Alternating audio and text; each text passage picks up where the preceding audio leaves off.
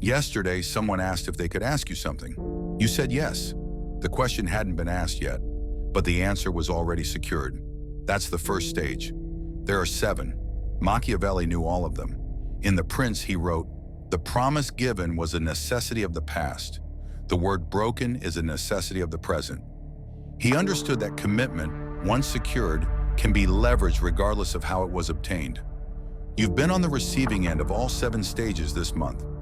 Most people go their entire lives without seeing the pattern. By the end of this, you'll see it clearly. What you do with that sight is your decision. Someone approaches. They don't ask what they want. Not yet. They ask if they can ask. "Do you have a second? Can I run something by you? Quick question, you got a minute?" You say yes, it's reflexive. It's polite. They haven't asked anything substantive, so there's no cost to agreeing. Or so it seems. But something already shifted. You gave permission for a question you haven't heard, and your brain registers that permission as a small commitment. When the actual request comes, refusing feels like breaking an agreement you already made. The first yes made the second yes almost inevitable. This is stage 1, the hidden yes. It exploits commitment consistency. Once you say yes to anything, even something trivial, your brain marks you as someone who says yes in this interaction. You've established a pattern, and humans are deeply uncomfortable breaking patterns they've just set. The mechanism is elegant. They didn't force you. They didn't deceive you about what they were doing. They simply asked for permission before asking for anything real. And that permission request is so small, so socially normal, that you grant it without calculation. But you should have calculated, because that first yes carries weight. It creates momentum. And momentum is what stage 1 is designed to manufacture. Watch for this in your own interactions. The pattern is everywhere, but it's most visible when stakes are involved. Your coworker stops by your desk. "Got a minute?" You nod. The actual question comes next. Covering their shift, staying late, taking on part of their project. You wanted to refuse, but you already said you had a minute. Walking it back feels awkward, so you comply. Phone calls from unknown numbers. "Is this a good time?" You say yes. You answered the phone after all. Now they're selling something, asking for donations, trying to switch your service provider. You never wanted the conversation, but you granted permission for it. And permission, once given, is hard to revoke mid-interaction. Even strangers on the street understand this. "Excuse me, do you have a second?" You stop. Your body language already communicated yes.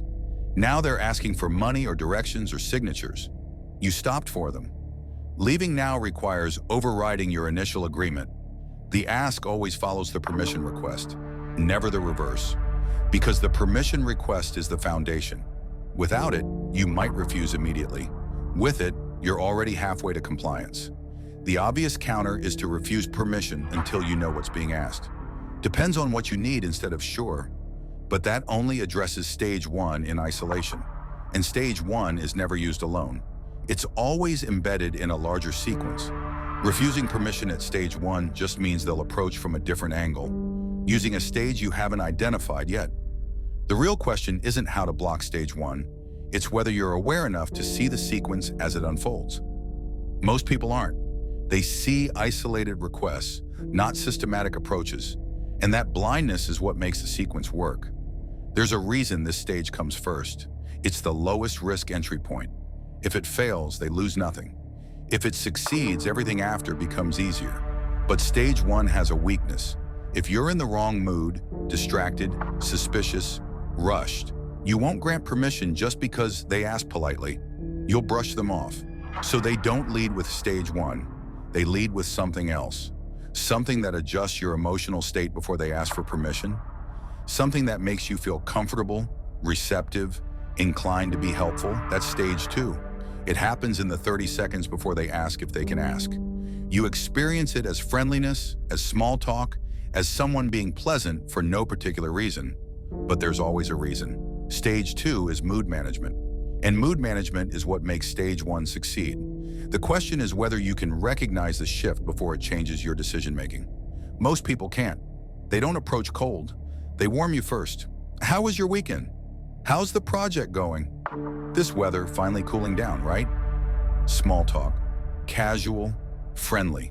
You respond because responding is normal, because ignoring pleasantries feels rude. The conversation flows for 20-30 seconds. You're relaxed, you're smiling, you're engaged. Then the shift. Hey, so actually, I wanted to ask you something. Now you're in stage one, and because you've been talking, because the vibe is warm, because you feel socially connected, you say yes to the permission request. The small talk wasn't random, it was tactical. It adjusted your emotional state from closed to open, from skeptical to receptive. This is stage two, the comfort trap. It works by exploiting emotional contagion. When someone approaches you with friendly energy, your brain mirrors that energy. It's automatic. You can't fully prevent it. And once your brain mirrors warmth, you become more agreeable, more open, more likely to say yes. If they approach cold, immediately asking for something with no warm-up, your defenses would activate. You'd be skeptical, cautious, transactional. But the warm-up bypasses those defenses. It makes the interaction feel social rather than transactional. And in social contexts, your brain defaults to cooperation. The small talk creates a micro-relationship, temporary, shallow, but real enough to trigger reciprocity instincts. Once that micro-relationship exists, refusing their request feels like a violation of social norms. Feels cold. Feels like you're rejecting them as a person, not just their request. That's the mechanism. Build comfort, then leverage it. This operates at every level where influence matters. Sales professionals don't open with product details. They open with rapport-building questions. They comment on something personal, your clothing, your location, your stated interests. They're creating warmth, and warmth lowers your guard.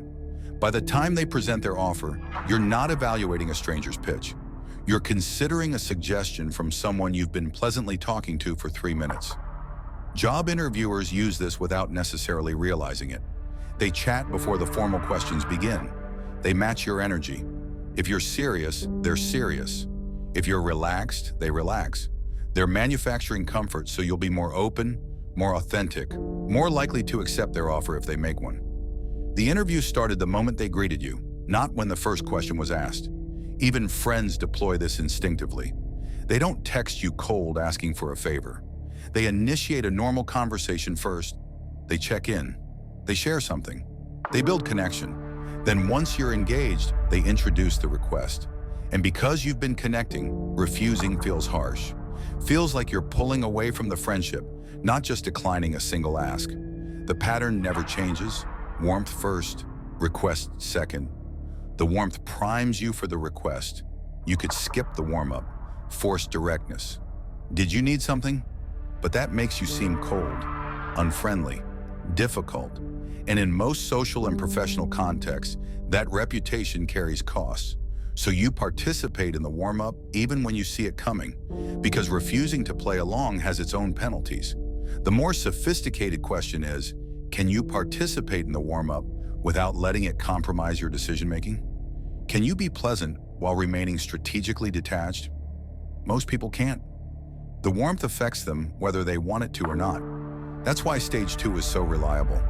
It doesn't require deception. It just requires social skills and patience. But there's a deeper layer to this. Stage 2 makes you comfortable enough to grant permission at stage 1, but it still leaves a question. Why do you feel obligated to help once the actual request comes? Because comfort is an obligation. Warmth isn't debt. Yet somehow, after stage 2 and stage 1, you feel compelled to comply. Like saying no would be wrong. That feeling doesn't come from nowhere. It comes from something that happened before stage 2 even began. Something small, something that felt like kindness, but was actually creating leverage. Stage 3 is about manufacturing debt where none existed. And once that debt is created, stages 2 and 1 become formalities. You're already locked in. You just don't know it yet. They do something for you. Unsolicited, unrequested. They hold a door. They help with a box. They pick up your coffee. They offer their seat. They share information. They make an introduction. Small gestures. Easy for them. You say thank you. That should be the end of it. But it's not. Because now there's a tab. Informal, invisible, but present. When they come to you later, hours, days, doesn't matter. With their own request, you feel it. That pull, that sense that refusing would be ungrateful, that you'd be taking advantage of their generosity if you don't reciprocate. They gave first. Now you owe. That's the rule your brain follows, even though you never asked for the initial favor, even though you would have been fine without it. This is stage 3, the manufactured debt. Machiavelli understood this perfectly. In The Prince, he wrote about how benefits bestowed create obligation in the receiver, but the giver controls when and how that obligation is collected. The initial favor is an investment. The return is extracted later, usually at a multiple. Your brain is wired for reciprocity. When someone gives you something, you automatically encode an obligation to give back. This isn't conscious. It's not a decision. It's a cognitive reflex shaped by thousands of years of evolutionary pressure. Reciprocity is what held early human groups together. You share food, I share food. You help build, I help build. That instinct doesn't distinguish between genuine generosity and strategic positioning. Your brain just registers. They gave, therefore I owe. The size of the debt doesn't have to match the size of the favor. A $2 coffee can generate compliance worth hours of your time. The debt exists or it doesn't. Once it exists, it can be leveraged disproportionately. This is one of the oldest influence mechanisms in existence. It operates across every domain. Grocery stores offer free samples, tiny portions, costs them almost nothing. But once you accept it, once you consume it, you feel uncomfortable walking away empty-handed. You buy the product, not because you wanted it before the sample, but because the sample created debt. That's its only purpose. The taste is irrelevant. The debt is the point. Someone buys you a drink at a bar. You didn't ask them to. You were buying your own. But they got there first, they insisted. Now you're buying the next round. You're buying even though you were planning to leave after one drink, because not reciprocating feels cheap. The first drink was an investment. The second drink is the return. Colleagues help you with small tasks. Unprompted. I'll grab that for you. Let me send you that file. Seems helpful, seems collegial. And then they need you to cover their shift, to stay late, to support their project. And you do it, because they helped you. The help was never free. It was creating leverage. This operates at geopolitical levels too. Foreign aid isn't charity, it's debt creation. The receiving country now owes political alignment, trade concessions, strategic cooperation. The aid was small relative to the return. That's why it's given. The pattern is universal: give small, extract large. And it works because the recipient's brain registers the initial favor as creating obligation regardless of the size of the future ask. You could refuse unsolicited favors. I'm good, but thank you. But that makes you seem ungracious, suspicious, difficult to work with. In many contexts, refusing small favors carries social costs that outweigh the leverage you're preventing. You could accept the favor, but refuse the later ask. That's possible. You're not legally bound, but you'll feel it. That discomfort, that sense that you're violating an implicit agreement.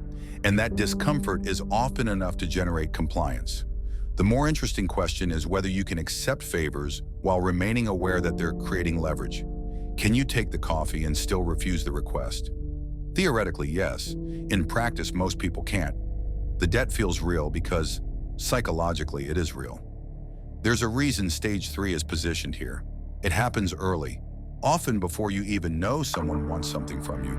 By the time you recognize the sequence, the debt already exists. And debts, once created, are difficult to erase. But there's a problem with stage 3. If they give you something small and then ask for something obviously disproportionate, buy you a coffee, then ask for $500, you'll refuse. Obviously, the disparity is too large. Your brain rejects the exchange as unfair. So they don't do that. They don't ask for something huge. They ask for something that seems proportional, something that feels like a reasonable reciprocation. And the way they do that is by controlling your perception of value, by showing you something expensive first, so that when they show you something cheaper, it feels small, feels fair, Feels like you're actually getting a deal. That's stage 4. It's about manipulating the reference point so that the real ask seems reasonable by comparison. It's why you think $500 is cheap after seeing $800. It's why you agree to things that cost more than they're worth. And the mechanism is mathematical, precise. Once you understand it, you'll see it in every price you encounter, every offer, every negotiation. The first number is never the real number, it's the anchor, and the anchor determines everything that follows. Stop here. You've seen 3 stages now: the hidden yes, the comfort trap, the manufactured debt. You're recognizing them in your recent past. You're realizing how often this sequence has been run on you. But there's something else you're realizing, something less comfortable. You've done this, not consciously perhaps, not with full awareness, but you've asked permission before asking the real question. You've warmed people up before making requests. You've done small favors knowing, or at least hoping, that reciprocity would apply later. This isn't theory you're learning, it's pattern recognition. You're not just seeing what's been done to you, you're seeing what you've done to others. That's the uncomfortable part. The line between being influenced and influencing is thinner than most people want to acknowledge. These stages aren't external attacks, they're human social dynamics. And everyone participates in them, whether they realize it or not. Stage 4 is where this becomes undeniable. Because stage 4 is something almost everyone uses. In negotiations, in sales, in personal requests. You've used it in the past month without thinking about it. You've shown someone a higher option to make your real option look reasonable. You've anchored expectations to serve your interests. And when you see how it works, how cleanly, how reliably, you'll understand why it's used so widely. It's not complicated, it's not sophisticated, it's just effective. And effectiveness is what determines which strategies spread. Most people never reach conscious competence with these stages. They use them instinctively, or they fall victim to them unknowingly. You're becoming something different. You're becoming aware. Whether that awareness makes you more dangerous or more defended depends entirely on what you choose to do with it. You're looking at a price, $500, too much. You're about to walk away. They counter, what if I could do 300? 300 sounds reasonable now. Sounds like progress, like negotiation, like winning. 5 minutes ago, you were looking at 500.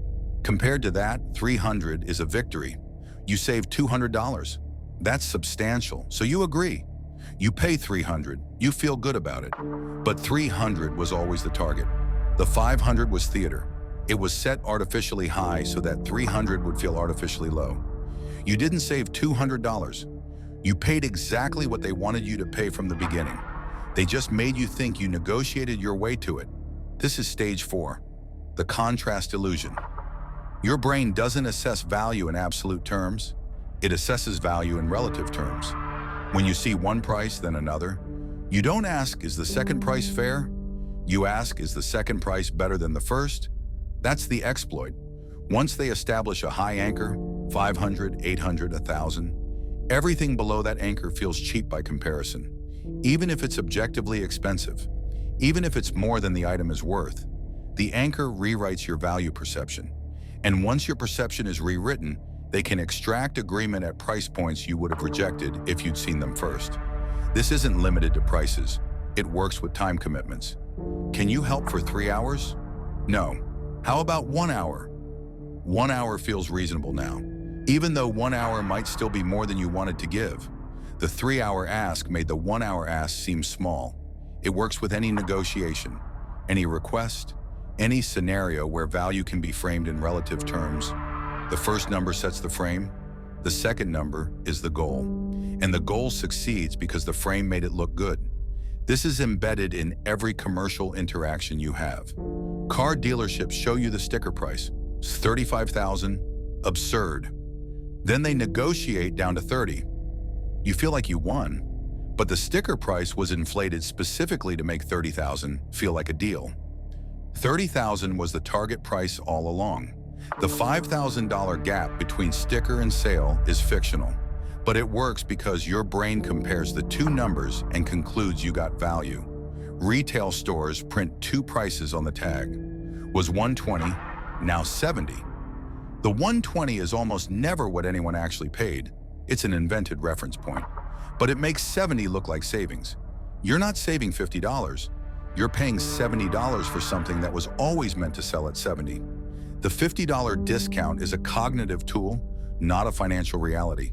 Subscription services show you 3 tiers: premium at $50, standard at $20, basic at $10. Most people pick standard. That's the point. The $50 tier isn't there to generate sales. It's there to make $20 feel reasonable. If they only showed the $20 option, you'd hesitate. But positioned between 50 and 10, 20 looks like the smart middle ground.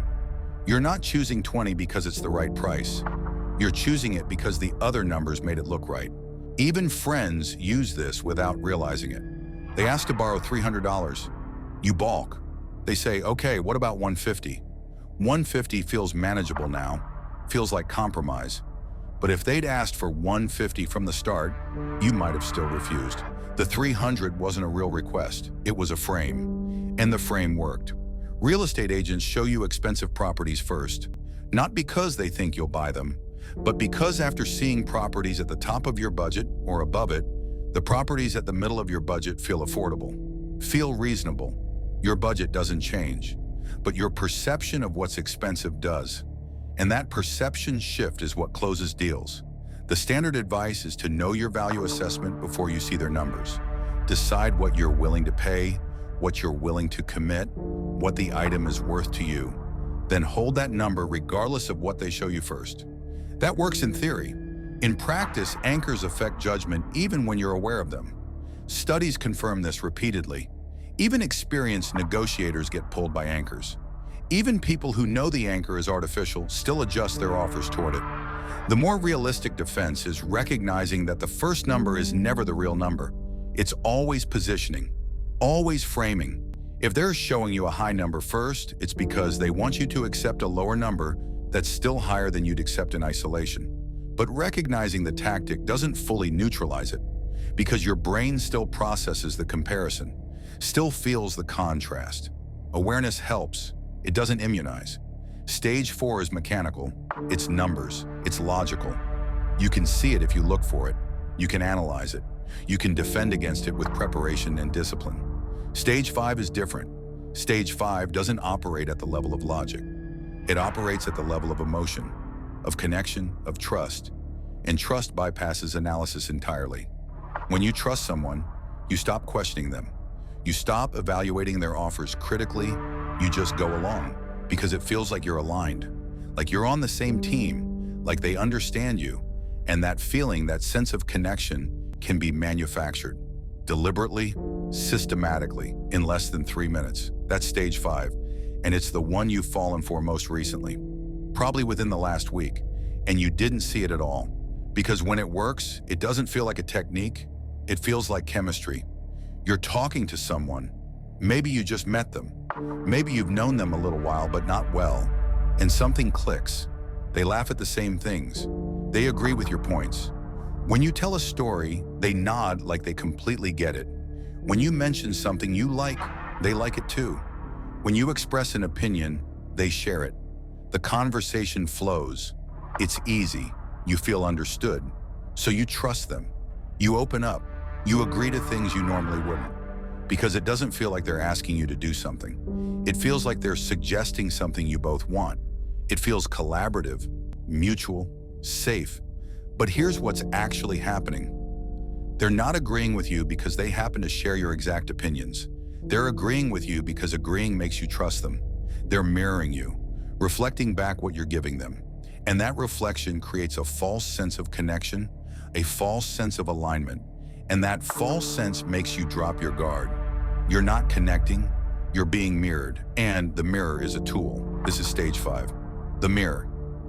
Human brains trust people who are similar to them. When someone agrees with you, your brain codes them as safe, as ally, as in-group. For most of human history, people who thought like you, talked like you, acted like you, were your tribe. They were safe. People who were different, who disagreed, who had different values, were potential threats. So your brain learned to trust similarity and distrust difference. That shortcut is still active. When someone mirrors your body language, your brain feels comfortable. When someone uses the same words you use, your brain feels understood. When someone agrees with your opinions, your brain feels validated. And all of that comfort and understanding and validation adds up to trust. Once you trust someone, you stop questioning them. You stop analyzing their motives. You stop protecting yourself. Because they're like you, and people like you are safe. That's the rule your brain follows. So they mirror you, they match your tone, they match your energy, they agree with your opinions, or at least they don't disagree. They use the words you use. They laugh when you laugh. They nod when you talk. And all of that mirroring sends a signal to your brain. This person is like me. This person is safe. This person is trustworthy. And then, once that trust is built, once you're comfortable, they ask for something, or they suggest something, or they guide you toward a decision, and you go along with it, because it's coming from someone you trust, someone who gets you, someone who's on your side, except they're not on your side. They're mirroring you to get what they want. Salespeople are trained to do this. When you walk into a car dealership, the salesperson watches how you talk. If you talk fast, they talk fast. If you talk slow, they talk slow. If you're serious, they're serious. If you're joking around, they joke around. They're matching your energy. And that matching makes you feel comfortable, makes you feel like you're talking to someone like you, someone who understands you, and that comfort makes you more likely to buy. If you say you care about fuel efficiency, they care about fuel efficiency. If you say you care about style, they care about style. They don't have their own priorities. They have your priorities. Because mirroring your priorities makes you think they're helping you, not selling to you. And once you think they're helping, you trust their recommendations. People do this on dates. They agree with your taste in movies. They laugh at your jokes. They share your values, or at least they seem to. They're building connection, and connection makes you want to see them again. Makes you ignore red flags. Makes you invest in someone you barely know because it feels like you've known them forever. Even your friends do this, not maliciously, just instinctively. When they want something from you, they unconsciously match your mood. If you're in a good mood, they stay upbeat. If you're stressed, they validate your stress. They're syncing with you, and that sync makes you more likely to help them when they ask, because it feels like you're on the same team. Scammers are experts at this. They listen to how you talk. They pick up your phrases. They use your words back to you. They agree with your concerns. They validate your fears. And that validation makes you trust them, makes you think they're on your side, makes you give them information, click links, send money, because someone who understands you this well couldn't possibly be scamming you. Except that understanding is fake. It's a performance. If you're talking to someone and they agree with everything you say, pause. Are they agreeing because they actually think this, or are they agreeing because you think this? Test it. Say something slightly controversial, something that has two reasonable sides. See if they agree with you automatically, or if they actually have their own take. If someone mirrors your energy perfectly every time, be skeptical. Real connection has friction. Real people have different moods. If someone is always matching you, they're performing. Notice when someone uses your exact words back to you. That's not coincidence. That's mirroring. They're using your language to make you feel understood. But understanding isn't the same as agreement, and agreement isn't the same as trustworthiness. If you feel instant connection with someone you just met, slow down. Do you trust this person because you actually know them? Or do you trust them because they feel familiar? Familiarity is easy to fake. Mirroring creates familiarity, and familiarity creates trust. But that trust isn't earned, it's manufactured. Stage 5 works because it creates emotional alignment. But emotional alignment takes time. It requires conversation. It requires patience. What if they don't have time? What if the decision needs to happen now? What if they can't wait for you to trust them slowly? That's when they use stage 6. Stage 6 doesn't build trust. Stage 6 builds panic, and panic makes you decide fast, makes you say yes before you think, makes you act before you're ready. You're looking at something, a product, an apartment, a job offer, a subscription. You're thinking about it. weighing your options. You're not sure yet, and then they tell you, this won't be available for long. There are only 2 left in stock. Someone else is looking at this apartment tomorrow. This sale ends tonight at midnight. We have another candidate, so we need your answer by Friday. If you don't sign up now, the price goes up next month. Suddenly, you're not thinking about whether you want it anymore. You're thinking about whether you'll lose it. You're not evaluating the decision. You're reacting to the deadline. And the deadline makes you panic, makes you act fast, makes you say yes before you've fully thought it through. Because if you wait, it'll be gone. If you think about it too long, someone else will take it. If you don't decide now, you'll miss your chance. And missing your chance feels worse than making the wrong choice. So you say yes. You buy the thing, you sign the lease, you accept the offer, you subscribe. Not because you decided it was the right move, but because you were afraid of losing the option to decide. This is stage 6, the fake deadline. It works because your brain is more afraid of loss than it is excited about gain. Loss aversion. Losing something feels about twice as bad as gaining the same thing feels good. If you lose $20, that pain is stronger than the happiness you'd feel from finding $20. Your brain weighs losses heavier than gains. So when someone tells you that you might lose the opportunity, your brain panics. It doesn't matter if you weren't even sure you wanted the opportunity 5 minutes ago. Now that it might be taken away, you want it. Because losing it feels bad, feels like failure, feels like you missed out. And that fear overrides your logic. You stop thinking about whether the thing is actually good for you. You start thinking about whether you can secure it before it's gone. The deadline shifts your focus from evaluation to acquisition, from should I do this to how do I make sure I don't lose this. And once your focus shifts, once you're in panic mode, you make faster decisions, worse decisions. You say yes to things you would have said no to if you had more time. Because time is the thing they're taking away from you. And without time, you can't think clearly. You can only react. That's the whole point of the deadline. It's not there because the offer actually expires. It's there to make you decide before you're ready.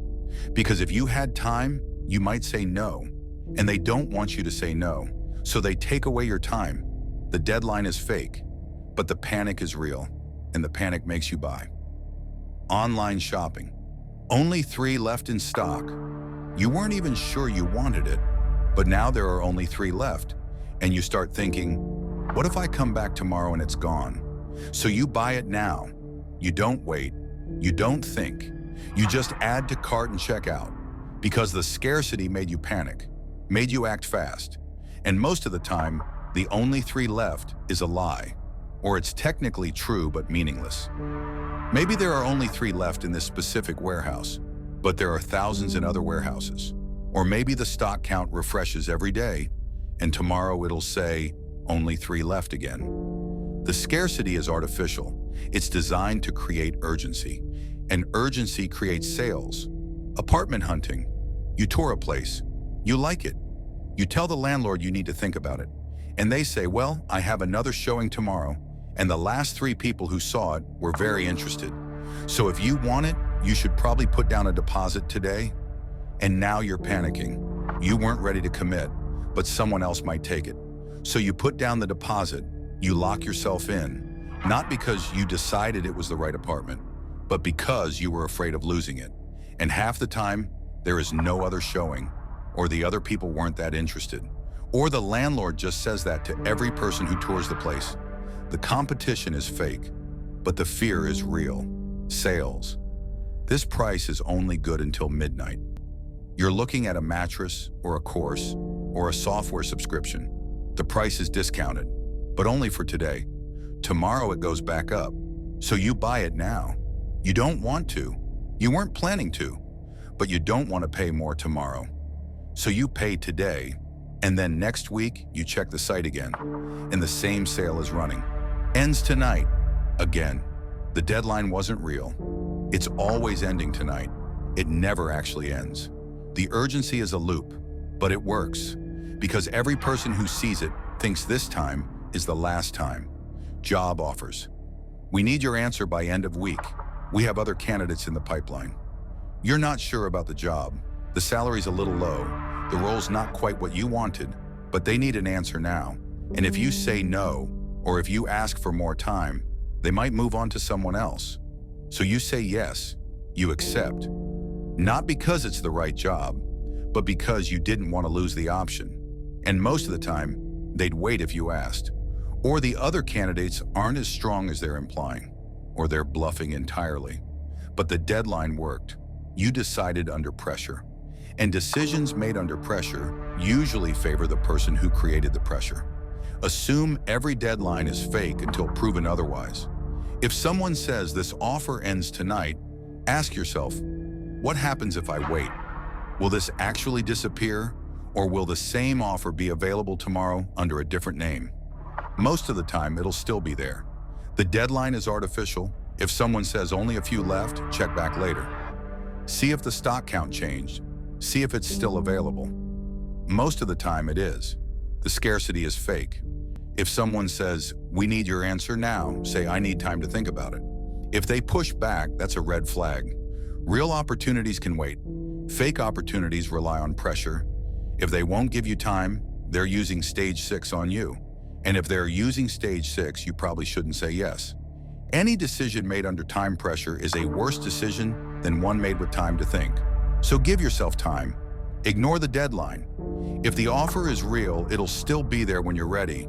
If it's not still there, it wasn't a real offer. It was bait. But here's the thing about stages 1 through 6. They're all external. Someone else is doing them to you. Someone else is asking permission to ask. Someone else is warming you up. Someone else is creating debt, or showing you false contrasts, or mirroring you, or pressuring you with fake deadlines. Stage 7 is different. Stage 7 is the one where you trap yourself, where your own words, your own beliefs, your own values become the tool that locks you in. Nobody else has to do anything. You do it to yourself, and you don't even realize it until it's too late. You're in a conversation. You said something earlier, something true, something you believe.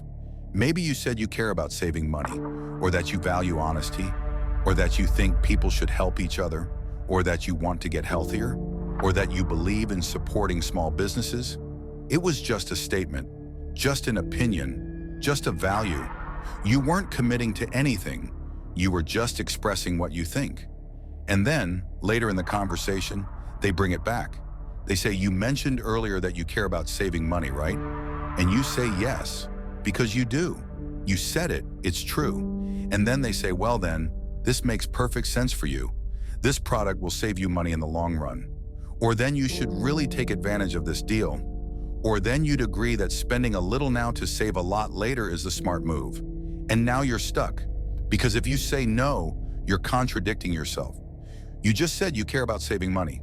And now they're offering you something that supposedly saves money. And if you don't take it, you're being inconsistent. You're not living up to your own values. You're being a hypocrite. So you say yes, not because you actually want the thing, but because saying no would mean admitting that your earlier statement wasn't true, or that you don't actually believe what you said you believe. And your brain hates that, hates inconsistency, hates looking like a liar or a hypocrite or someone who doesn't follow through. So you trap yourself with your own words. And they didn't even have to push. They just had to remind you of what you said. This is stage 7, the exit trap. Machiavelli wrote in The Prince, men are so simple and so subject to present necessities that he who seeks to deceive will always find someone who will allow himself to be deceived. The trap doesn't require elaborate deception. It requires only that you commit to a principle, and then someone connects that principle to an action you didn't intend.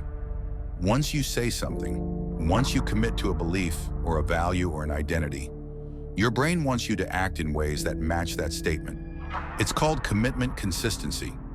Your brain believes that who you are should stay stable, that your actions should align with your words, that if you say you're a certain kind of person, you should behave like that kind of person. This isn't bad. It's actually how integrity works, how trust works.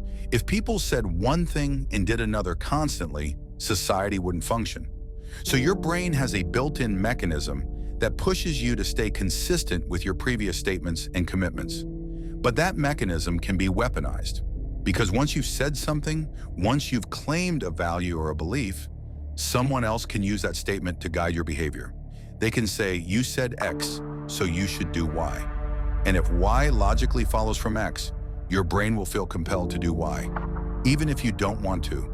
Even if Y wasn't what you meant when you said X, because not doing Y would mean you don't actually believe X, and your brain doesn't want to be inconsistent. So they get you to make a small statement. Something easy, something obviously true, something you'd agree with. And then they use that statement to justify a much bigger ask. And the bigger ask feels mandatory because you already agreed to the principle. And if you agreed to the principle, you have to agree to the application. Otherwise, you're a hypocrite, except the principle and the application aren't actually the same thing. Agreeing that you value honesty doesn't mean you have to tell this person your entire life story. Agreeing that you want to save money doesn't mean this specific product is the right way to do it, but they're framing it like the second thing automatically follows from the first. And your brain, desperate to stay consistent, falls for it. You trap yourself. They just hold the door open. Salespeople do this constantly. They ask you questions at the beginning of the pitch. Questions designed to get you to agree with certain principles.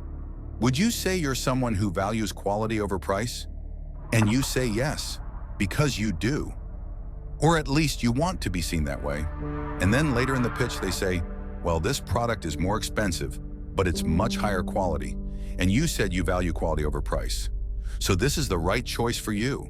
And now you're stuck. Because if you balk at the price, you're contradicting what you said earlier. You're admitting you don't actually value quality. So you buy it, not because you wanted to spend that much, but because your own words boxed you in. Gym memberships and subscriptions use this. They ask, do you want to get healthier? Yes. Do you think investing in your health is important? Yes. Then signing up for this membership makes sense, right? Because you just said health is important, and this is how you invest in your health. And now saying no feels like you're admitting you don't actually care about your health. So you sign up. You commit to a monthly payment you weren't planning on, because they used your own values against you. Political arguments use this all the time. You believe in free speech, right? Yes. Then you have to defend this person's right to say this thing you disagree with. And now you're trapped. Because if you say, well, actually, I don't think they should be allowed to say that, you're being inconsistent. You're not really pro-free speech. You're a hypocrite. So you either defend something you don't want to defend, or you accept the label of hypocrite. Either way, they win, because they used your own stated belief to control your position. Friends and family use this.